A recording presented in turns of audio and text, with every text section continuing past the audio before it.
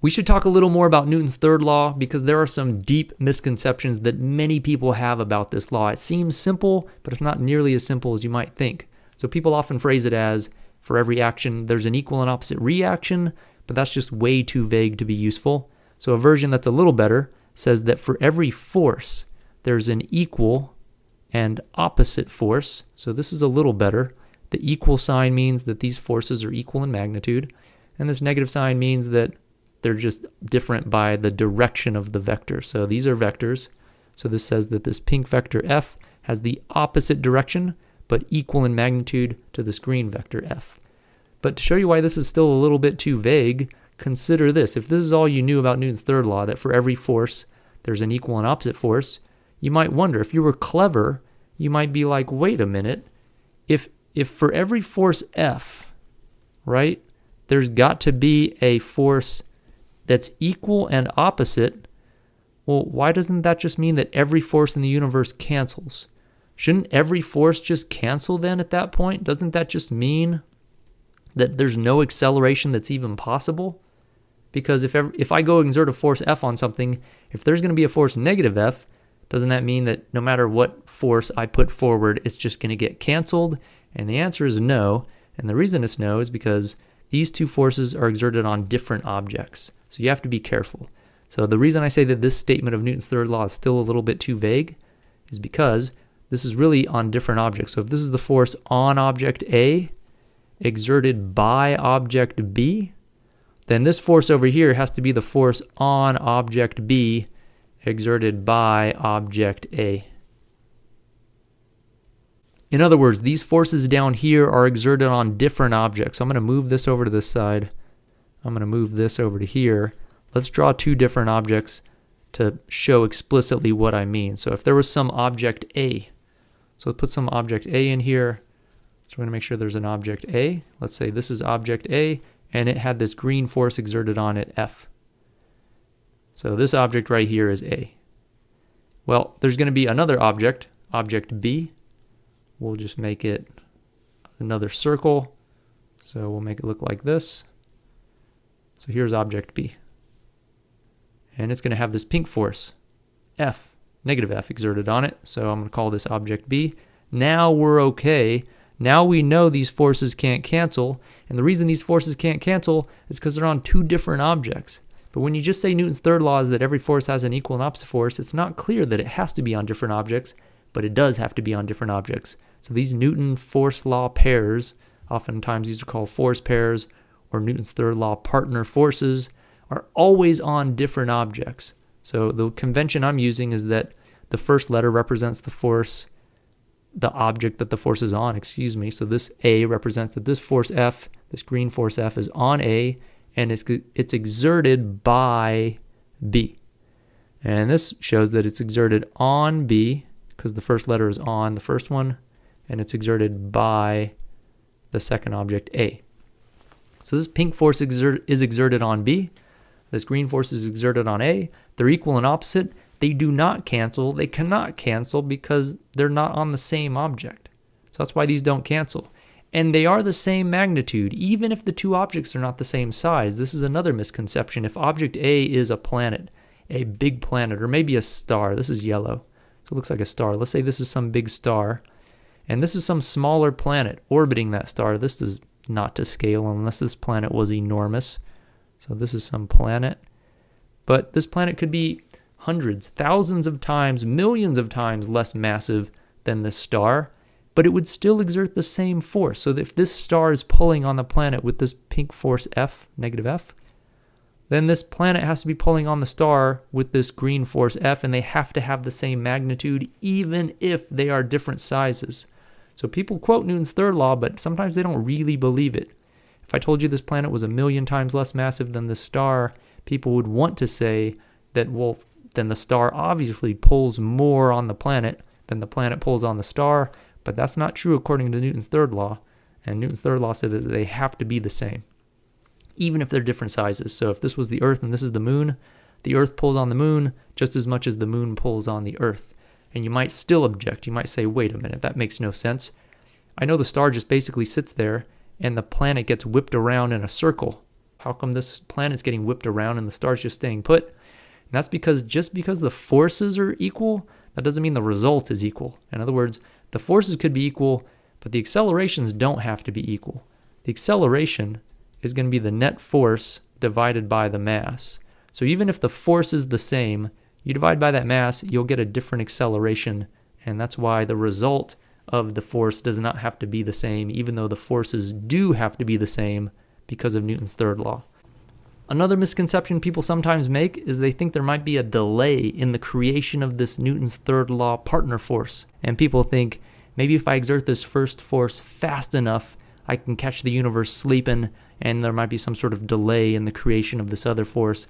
But that's not true. Newton's third law is universal. No matter what the situation, no matter what the acceleration or non-acceleration or motion or no motion, whether one object's bigger or smaller, if they're Newton's third law partner forces, they are equal, they are opposite, and they are always equal and opposite at every given moment in time. So even if I came in all guns a-blazing, Chuck Norris style, trying to drop kick some wall, that does not look like the correct form for a drop kick. But even if I came in flying at this wall, as soon as I start to make contact with the wall, I'm going to exert a force on the wall, and the wall has to exert a force back. So I'd exert a force on the wall to the right, and this would be the force on the wall by my foot. There'd have to be an equal and opposite force instantly transmitted backwards on my foot. So this would be the force on my foot by the wall. And this happens instantaneously. There is no delay. You can't kick this wall fast enough for this other force to not be generated instantaneously. As soon as your foot starts to exert any force on the wall whatsoever, the wall is going to start exerting that same force back on your foot. So Newton's third law is universal, but people still have trouble identifying these third law partner forces. So one of the best ways to do it is by listing both objects. As soon as you list both objects, well, to figure out where the partner force is, you can just reverse these labels. So I know over here, if one of my forces is the force on the wall by my foot, to find the partner force to this force, I can just reverse the labels and say it's got to be the force on my foot by the wall, which I drew over here. So this is a great way to identify the third law partner forces, because it's not always obvious what force is the partner force. So to show you how this can be tricky, consider this example. Say we've got the ground and a table. So this example drives people crazy for some reason. If I've got a box sitting on a table, we'll call it box A. Box A is going to have forces exerted on it. One of those forces is going to be the gravitational force. So the force of gravity is going to pull straight down on box A. And if I were to ask you, what force is the third law partner force to this force of gravity? I'm willing to bet a lot of people might say, well, there's an upwards force on box A exerted by the table, and that's true. And if this box A is just sitting here, not accelerating, these two forces are going to be equal and opposite. So it's even more tempting to say that these two forces are equal and opposite because of the third law, but that's not true. These two forces are equal and opposite because of the second law. The second law says if there's no acceleration, then the net force has to be zero, the forces have to cancel. And that's what's happening here. These forces are equal and opposite. They're canceling on box A, which is a way to know that they are not third law partner forces, because third law partner forces are always exerted on different objects. They can never cancel if they're third law partner forces. So what's going on over here?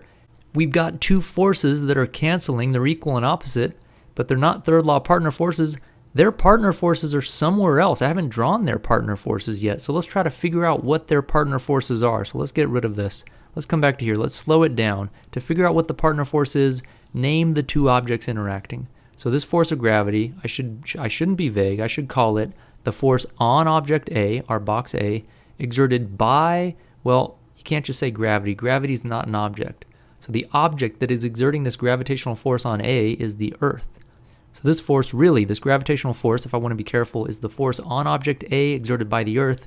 Now it's easy to figure out where the partner force is. The partner force can be found just by reversing these labels. So instead of the force on A by the Earth, there's got to be an equal and opposite force, which is the force on the Earth by box A. So opposite means it has to point up. So there has to be an upward force. And that upward force has to be exerted on the Earth by box A. And this is kind of weird because you may not have realized it, but if the Earth is pulling down on a box, or you, that means you are pulling up on the Earth. And this might seem ridiculous. I mean, if you jump up, you fall back down. you move around, but the Earth just sits there. If your forces are equal, how come the Earth doesn't move around like you do? And it, again, is because just because the forces are the same, the acceleration doesn't have to be the same. The mass of the Earth is so big compared to your mass, there's basically no acceleration, even though the forces on you and the forces on the Earth are the same. So these two are third law partner forces. These two are joined together forever. They have to be equal no matter what happens. These two forces will always be equal. I don't care if this box is accelerating or not accelerating, whether there's motion or no motion, whether it's hitting a wall, sitting on a table, falling through space. These two forces must always be equal and opposite because of the third law. So how about this other force, this force that the table was exerting?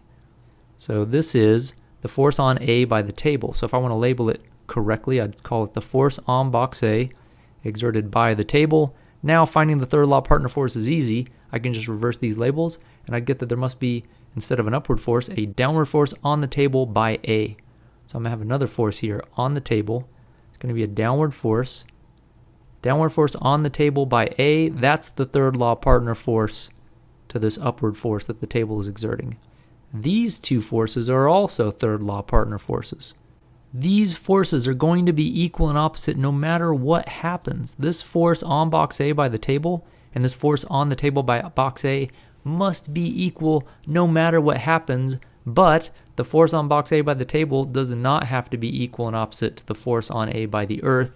It happens to be equal and opposite in a case where there's no acceleration, but if we stuck this whole situation into an elevator or a rocket that had some huge acceleration upwards, even if there's acceleration upwards, these partner forces have to be equal. So the force on A by the table and the force on the table by A will have to be equal. Similarly, the force on the Earth by A and the force on A by the Earth have to be equal, but no longer will these two forces have to be equal because they're not partner forces. They might be equal and opposite in some circumstances, but they don't always have to be equal and opposite. If we're accelerating upwards, this upward force on the box must be bigger than the downward force on the box, and so these won't be equal. Recapping quickly, Newton's third law is a statement about the forces on two different objects, and because it's about two different objects, those forces can never cancel. To find the Newton's third law partner force, just reverse the label after you've identified the two objects that are interacting. The third law partner forces have to be equal in magnitude, even if one object is larger than the other or has more charge or any property that might seem like it would convey more force than another object. If those are the two objects interacting, their forces must be of equal magnitude in opposite directions. The force is instantaneously generated, this partner force is, and be careful. Some forces might seem like partner forces, and they might be equal and opposite, but they're not necessarily third law partner forces. They may just be equal and opposite for other reasons.